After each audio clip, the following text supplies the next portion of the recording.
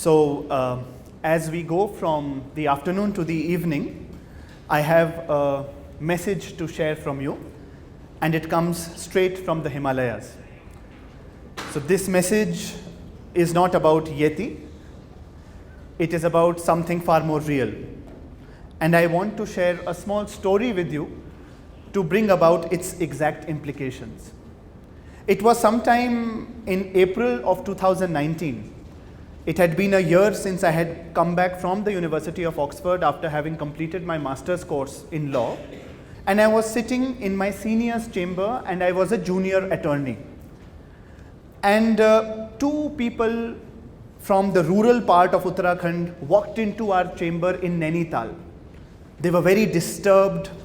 They had banknotes with them in both their hands of less denomination, but with mud over them.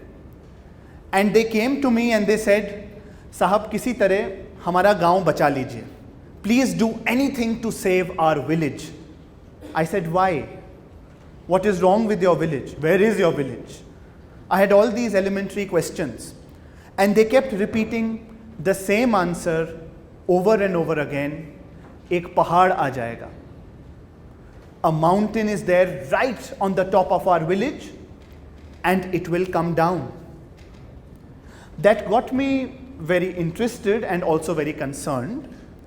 So I started looking up all the papers that they had got to me, and I started reading up to understand that these two young people, these two very haggard people who had come to me, they were people who had come from the rainy village of Uttarakhand.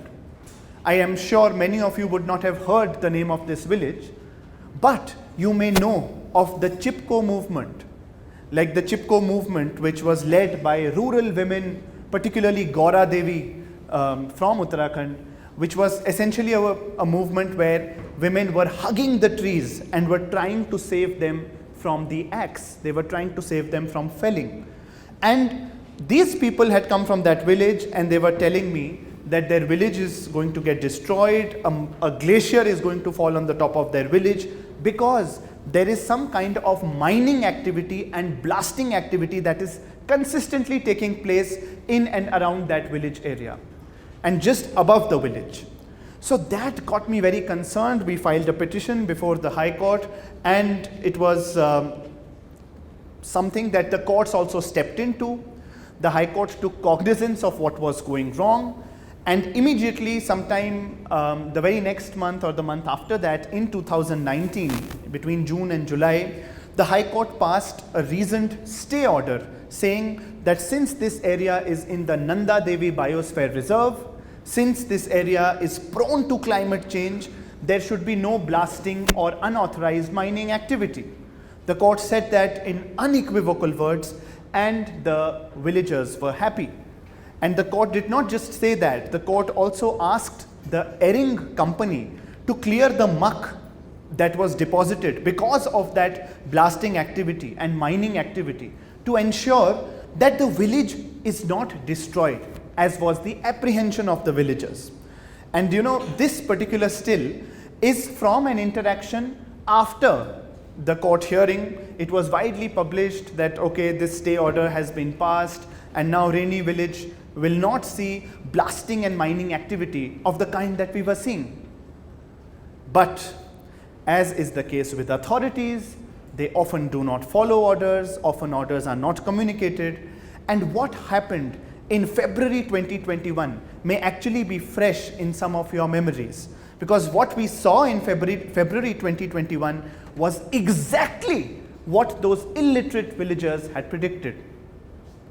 A whole glacier in the peak winter month of February comes down, not only decimates the rainy village, but it takes down two projects, not one but two hydropower projects, and kills 204 people.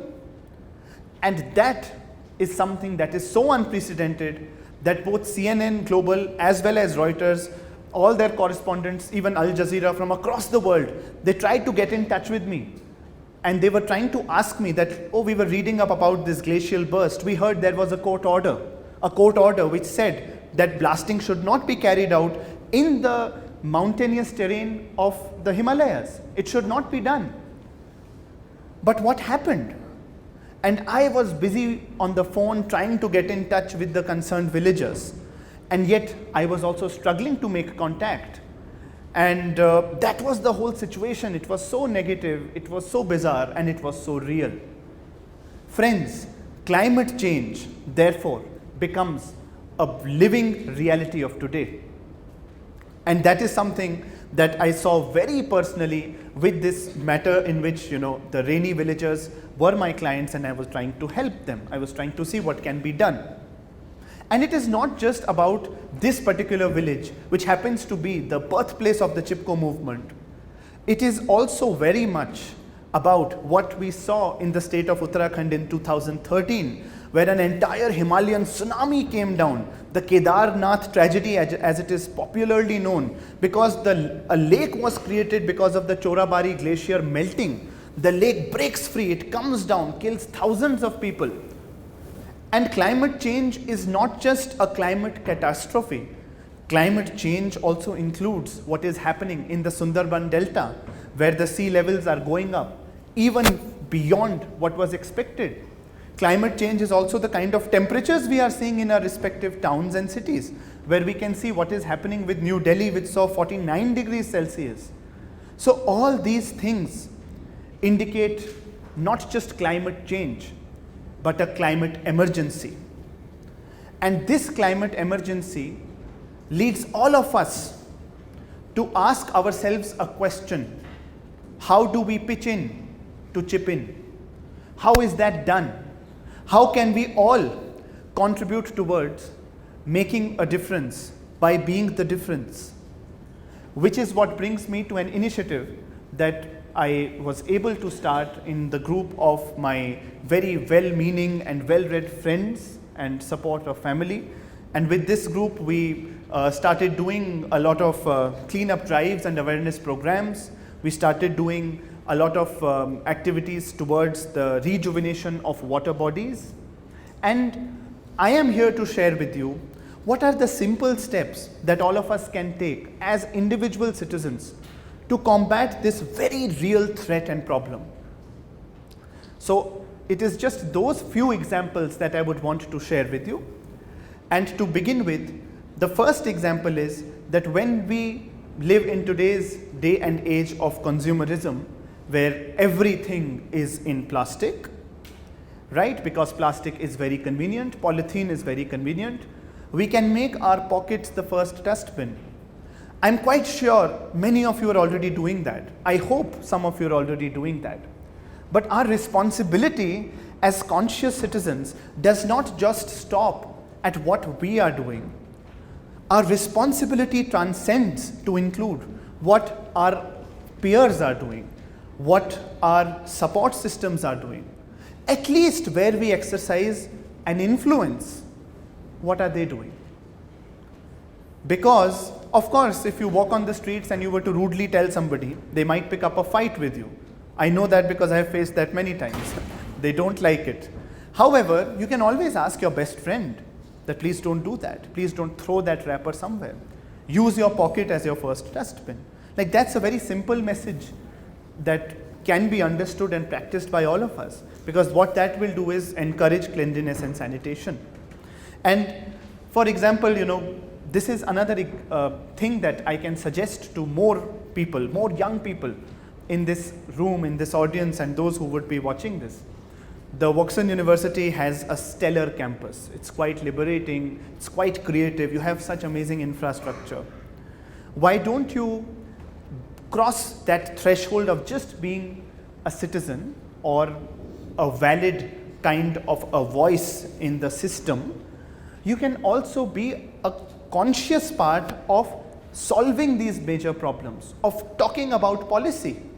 This is one example where there was a move by the state government of Uttarakhand to concretize, to completely decimate one of the last remaining green stretches in the Doon Valley, which were the tea gardens. They wanted to remove the tea gardens and they wanted to make a smart city over there. So what is smart as per our general policymakers thinking? What is smart is what comes with bajri and reta, what comes with hard cement and concrete. That is smart. And therefore, remove the green spaces and make a construction over there. This was totally opposed by the student group, by MAD, the movement that we were all a part of. We met the Chief Minister, we gave him a presentation like this. We persuaded him that, you know, it will be low budget for you if you were to retrofit the existing city. Like, improve your current infrastructure. Why are you going outside the city to eliminate one of its last green stretches? That is so useless. So with great persuasion and a massive public campaign, we were able to persuade him, and we were able to stop what would have been that smart city, which was coming at the cost of the last remaining green stretches of a Doon valley. And another example that I want to share with you is a movement that we are leading in Dehradun city for the rejuvenation of the drying water bodies of the city of Dehradun.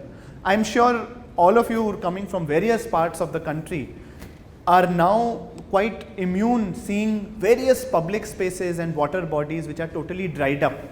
There is no water on them. There is nothing that you can see in the shape of water unless it is the rainy season. And what we are seeing in our hometown is that come the rainy season, water comes in its natural course, and when water comes in its natural course, everyone calls it a flood. Why? When you were constructing something in the path of the Adyar river in Chennai, was that the river's fault or was that your fault? Or when you are constructing and blocking a storm water drain, whose fault is that? And we've recently chipped in a major movement to rejuvenate the Rispana river of Doon Valley, which has now currently acquired a scale and space that we are trying for the rejuvenation of the river through courts by securing legal intervention for proper orders on removal of encroachment. And we are also trying it at a level to persuade the policymakers, you know, please change your thinking and start doing genuine work to plant those kind of trees that lead to river rejuvenation, that increase in water flow, stop encroachment, stop selling of river land as if it is your father's property, and do something to conserve what remains. Because friends, ultimately, this is our battle to fight. We're all young people here, right?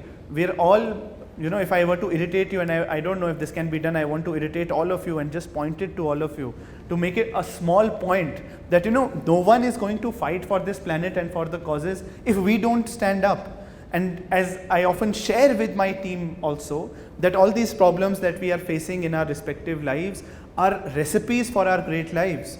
And we can do so much if we were to take on these challenges and do something. So my story here, as I told you, I have come to give you a message from the Himalayas. So my message from the Himalayas is that climate change is real. We're getting into a climate emergency. Whatever we were taught in our childhood was wrong. We were taught in our childhood with regard to the fact that change is the only constant. No, climate change is changing faster. Climate change is accelerating. And it's become quite real. So let's get up, do something about it.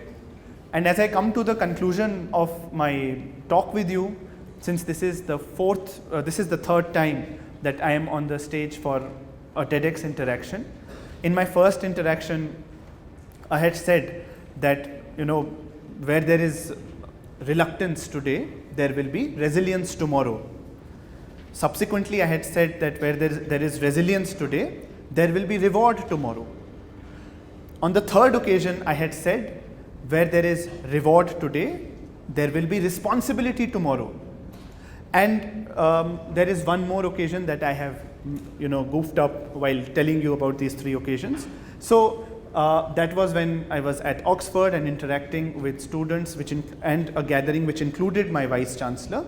Here I have come to you with folded hands to say that where there is responsibility today, and I owe the credit for this one to my partner for having suggested it, where there is responsibility today, there will be reformation tomorrow, and we all can lead that reformation. Thank you so much.